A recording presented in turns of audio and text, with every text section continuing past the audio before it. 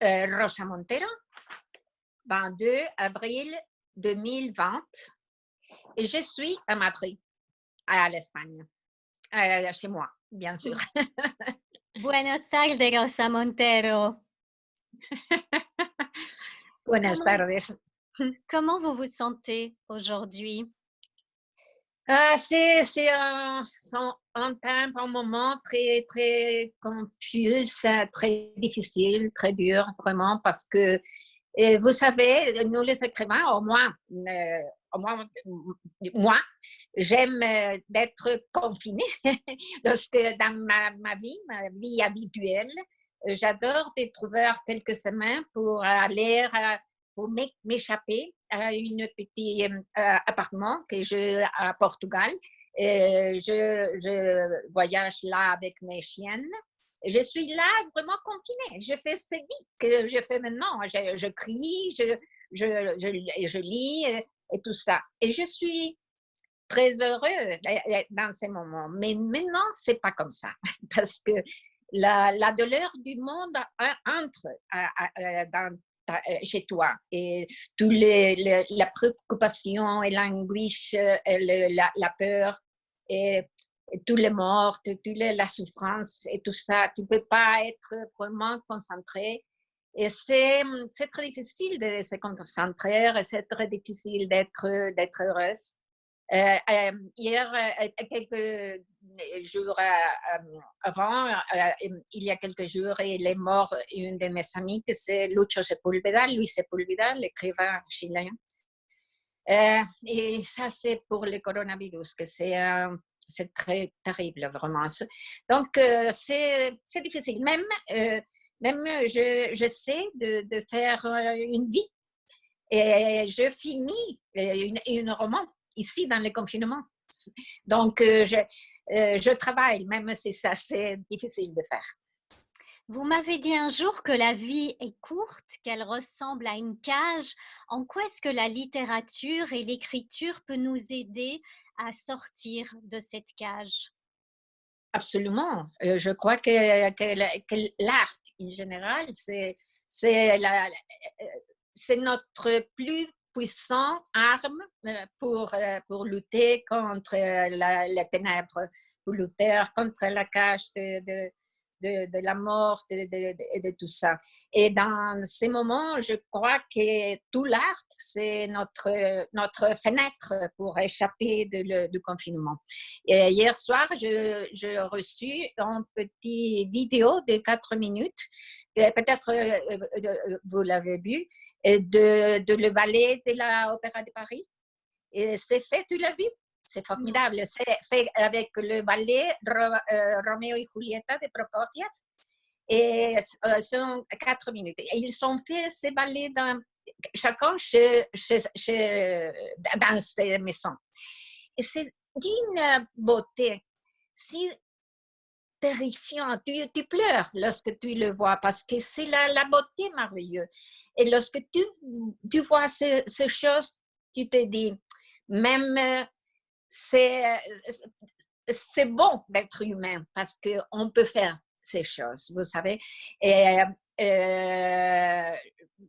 bien, si je n'avais pas de l'art, si je n'avais pas de livres, j'ai beaucoup de livres ici, et si je n'avais pas mes écritures, je ne saurais pas comment est-ce que je pourrais vivre vraiment. Non pas le confinement, mais toute la vie. Dans ma vie, je ne pourrais vivre pas. Vous êtes écrivain, mais vous êtes aussi une journaliste, une chroniqueuse très engagée. Qu'est-ce que vous avez envie de nous dire sur cette crise mondiale du coronavirus? Je l'espoir que c'est tout ce douleur peut avoir quelque chose de positif, que nous pouvons apprendre quelque chose sur notre relation avec le monde, sur notre relation économique, par exemple. C'est incroyable que tout l'Occident a laissé la manufacture je ne sais pas comment vous Les appelez ça, masques. oui, marche. La manufacture de ça à les Asiatiques parce qu'on ne peut plus mieux prise, non? C'est incroyable. Ces relations avec l'économie, ces relations avec les unes et les autres, c'est ridicule. Nous devons refonder, recréer la démocratie. Nous devons nous relationner d'une autre façon. Et peut-être on peut profiter de ces terribles moments pour faire quelque chose de bon de ça. Et, après la Deuxième Guerre mondiale, qui a été terrorifique, on était créé le tas du bonheur, non? On dit comme ça? Mhm. Peut-être après ces terribles douleurs, on peut faire quelque chose comme ça. Peut-être la rente basique universelle, peut-être, par exemple, ou quelque chose comme ça. On verra. Mais toutes ces leçons, on doit les apprendre avec volonté. Les bonheurs, est-ce qu'il y a quelques bonheurs de tout ça? On doit les gagner. On doit lutter pour ça, lutter pour changer notre tête, lutter pour changer notre relation avec les autres, tout ça. On verra. Je ne sais pas. Je l'espère, mais je ne suis vraiment totalement sûre. L'Espagne est l'un des pays les plus touchés avec plus de 20 000 morts. Comment ça se passe en Espagne? Quelle est l'ambiance là-bas et qu'est-ce que vous ressentez là-bas? Euh, En général, nous sommes vraiment très touchés. Nous sommes très. Il y a beaucoup de douleur dans la société, beaucoup de douleur. Tout le monde connaît quelqu'un qui connaît quelqu'un au moins qui a quelques proches à mort et on ne peut pas aller dire adieu même. Vous voyez, ça c'est terrible, absolument terrible. Mais on a une attitude, je crois, générale très forte de collaboration et de la société, je parle. Parce que parmi les politiciens, il y a tous les cris comme toujours. Vous savez, c'est incroyable que même dans une situation comme ça, tous ces petites misères je ne trouve pas la parole, mais tu comprends ce que je veux dire, non? C'est attitude misérable, même, ils sont ça. Mais dans la société, c'est vraiment je trouve que c'est très uni, très solidaire, en fait. Et nous sommes résilients, vous savez. Euh, il n'y a pas de proteste, il n'y a pas non, je ne sais pas, c'est émouvant en fait. Comme vous savez, on sort toute la soirée à 8 heures dans la soirée, on sort à la fenêtre pour faire l'applause. Mhm. C'est très mouvant toujours. Je vis dans dans le centre de Madrid et à côté de ma maison, il y a un centre médical public. Donc, dans la place, les médecins sortent et les infirmières et tout ça sortent dans le milieu de la rue et nous sommes tous. Ils nous mettent de la place, nous les faisons de la place. C'est très mouvant, vraiment. Je crois que la réponse de la société, c'est vraiment bon. Pas aussi la réponse du politicien. Vous parlez des médecins, justement, de ce monde soignant. On ne peut pas s'empêcher de penser aussi à Marie Curie qui apparaît dans votre magnifique roman L'idée ridicule de ne plus jamais te Merci. revoir aux éditions Métayer. Elle disait que la science est la voie unique pour améliorer le monde. Vous en pensez quoi? En quoi la science nous est essentielle aujourd'hui? Absolument, oui, oui, absolument. J'adore la science. Je suis de lettres, mais j'étudie les lettres, mais j'adore la science. Je lis beaucoup de sciences. Et une des choses que ces crises a montré aussi, une des choses qu'on doit apprendre, c'est qu'on doit mettre dans le première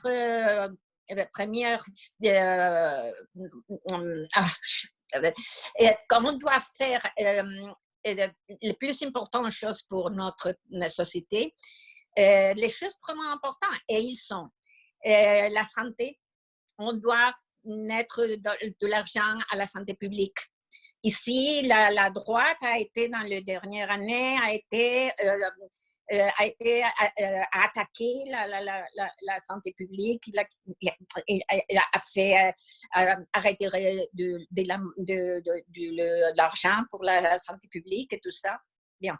On doit savoir qu'il y a des choses que tu ne peux pas toucher, que tu dois faire donner de l'argent et de l'attention et tout ça. La santé publique. I+D, je ne sais pas comment, investigation et tout ça, on doit faire ça, c'est absolument essentiel, parce que la science, c'est la porte du futur, ça c'est vrai, et l'éducation. Et je crois que ces trois valeurs, ces trois secteurs de la société, on doit trouver une position beaucoup plus forte à la fin de cette crise. Il y a autre chose qui est très puissant et qui apparaît dans tous vos livres, c'est l'humain. Ce roman dont je parlais, c'est aussi une réflexion sur la mort, le deuil, la renaissance. Et puis, il y a cet autre roman auquel je pense aussi ces jours-ci qui s'appelle La chair, puisqu'on nous dit qu'on va vivre dans un monde où on ne pourra plus se toucher. Ça va être quoi ce monde? Vous l'imaginez comment? Quand je suis à ça, je suis très... je ris pour ne pas pleurer. Parce que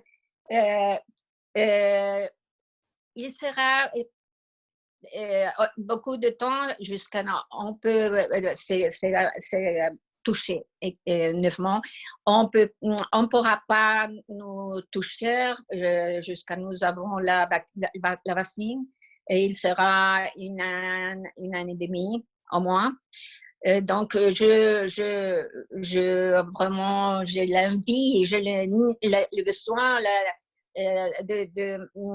la nécessité de toucher quelqu'un. Je habite toute seule chez moi avec mes chiens. Ça, c'est bon.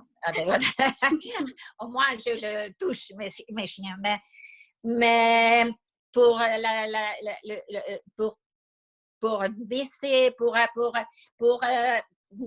avoir des amis dans tes bras, que ça, c'est si important. Et pour l'espagnol, c'est très, très important parce que nous nous touchons beaucoup, hein, comme société.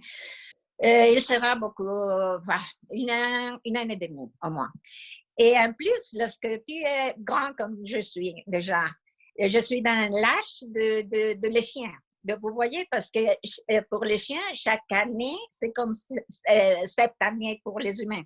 Lorsque tu es si grand comme je suis, chaque année, c'est pour moi comme 7 ans de le jeune. Et lorsque tu es aussi seul comme moi, que tu n'as pas un copain, quelques compagnons de la vie, je dis peut-être jamais pourront avoir plus de relations amoureuses. Pour moi, parce que il sera très, très difficile. On aura beaucoup de la peur, vous voyez, de nous toucher. Donc, c'est un moment compliqué. Vous dites que nos désirs et nos rêves sont souvent plus grands que nous. Quels sont vos rêves aujourd'hui? Euh, je rêve que c'est que ces situations que nous sommes maintenant, c'est en bref. J'aimerais que c'est pesadilla, comme un cauchemar. C'était seulement un cauchemar. Demain, je me réveille, je remets mes yeux et tout, c'est normal, mais c'est pas comme ça.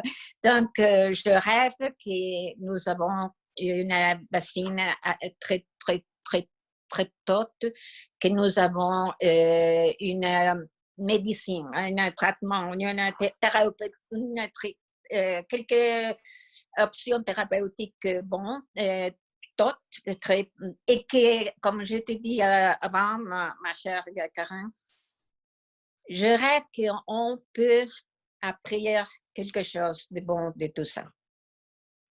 Dernière question, ça, vous, vous êtes une femme résiliente, comme le pays, comme vous l'avez utilisé. Vous êtes une femme debout aussi, qui aimait la vie. Qu'incarnent vos tatouages, justement? Ces tatouages qu'ils sont, c'est bien. Ouais, ces tatouages, c'est dit sapere aude. C'est une phrase d'Horace dans le latin, mais il a été popularisé par Kant, pour le philosophe Kant, et il veut dire ose apprendre, ose apprendre. Ça, c'est merveilleux comme une manière d'être dans la vie. Ose apprendre, ose savoir, ose savoir. Hein? Et ça, c'est la formule de la relativité d'Einstein. Mais j'ai une autre tatou que c'est beaucoup plus très, très bon pour ce moment, que c'est ici. Je ne sais pas si tu Oui, vois. on voit, oui. C'est une verse d'une poète chilien qui s'appelle Raúl Zurita et il dit ni pena ni miedo. Et ça veut dire sans regret et sans peur. Eh bien, muchas gracias, Rosa Montero. C'est une très Merci belle beaucoup. discussion et surtout, portez-vous bien. Je serai. Merci beaucoup, Caro. Merci. Adios. Ciao, ciao.